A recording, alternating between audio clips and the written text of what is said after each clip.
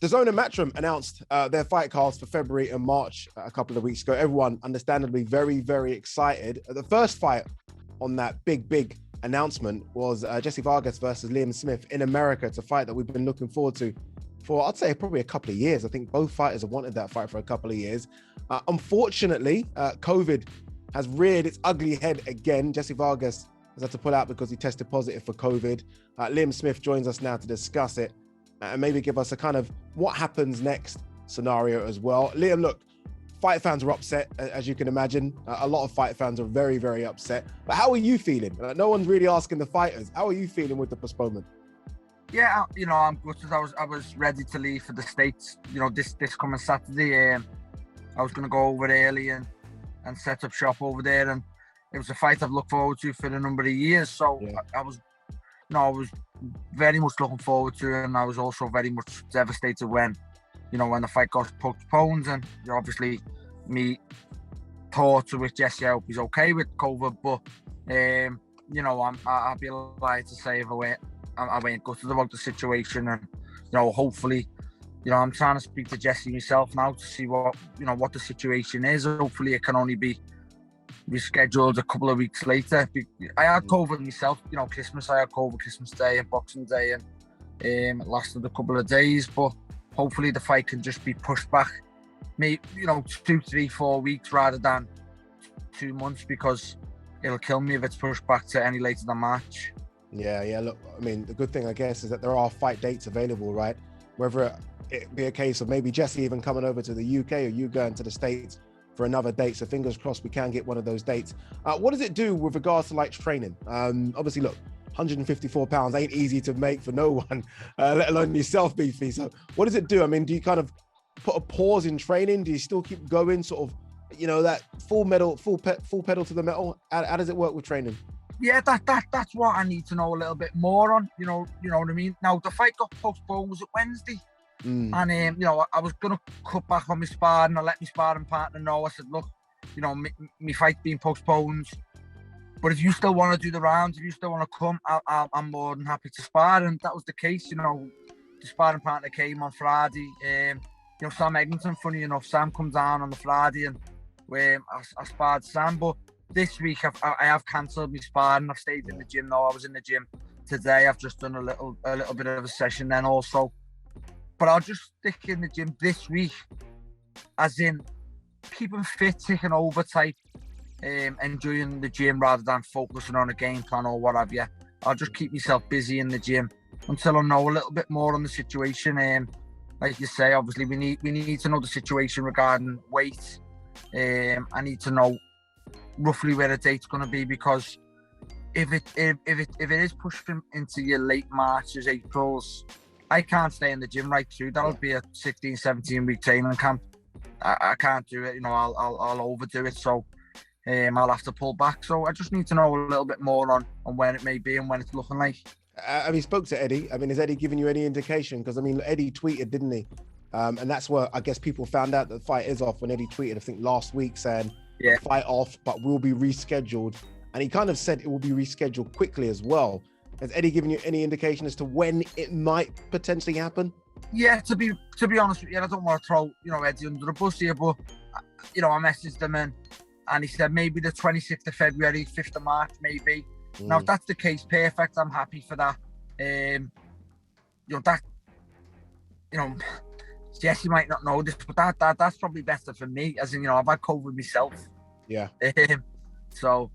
But I don't want it to be too late. And I thought we'll get the weekend out the way.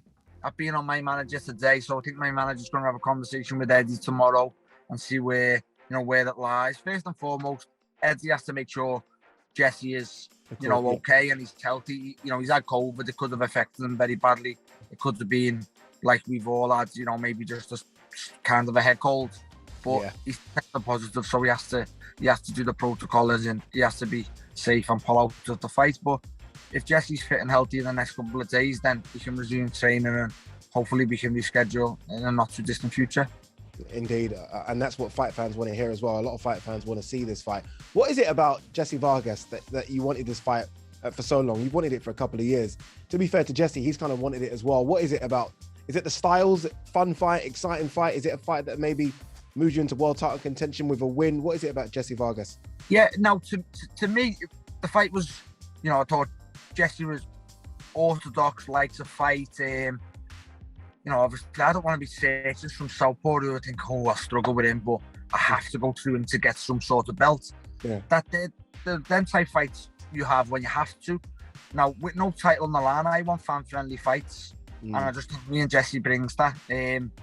Two orthodoxes, both of us like a fight. None of us come to really hold and make it a scrappy affair. And I just feel it only gels for a good fight. Then on another side of it, he's a 2-weight world champion trying to become a 3-weight world champion. It's a very, very good record to have on my resume. And, I want to go on his resume as in he's only lost to Manny Pacquiao, Timothy Bradley, and Mikey Garcia. Yeah. They're three. If you retire and they're your only 3 losses, that's some resume for yourself. So I want to try and add my name to that. And I just think the carrot got dangled to me when I beat Sam. Eddie promoted Jesse and done a deal with Jesse. So ever since Eddie mentioned it, I thought, that is a fight I want. And it's just stuck in my mind. And I've always thought it was an easy fight to make, so make it. Indeed. That sounds like a fun fight, right? It sounds like a fan-friendly fight as well, that I think the fans, and you can understand why they're really excited about it. Is that the chase now, Liam, in this kind of stage in your career? Is it, look, you've been a world champion, is it just a case of being in fun, big fights? Of course it is, yeah, because obviously it's a chase at another crack at a world title, but I've been in boxing a long time. I know the game works, and I know I'm not, and it's what I've said for 2 years with Jesse, I'm not getting a world title fight next. And I know Jesse isn't, so let's fight. Yeah. The winner, you're both former world champions. The winner puts himself in a very, very good position to then get a world title fight. But, the titles are tied up at the moment, and Charlo and Castano are going to fight each other again in a rematch. So all 4 belts are tied up. And then I don't want to be having over fights at 33 years of age, you know what I mean? And I've been world champion, and I could retire tomorrow on my CV. I'm happy with it. I've been British champion, Commonwealth champion, world champion.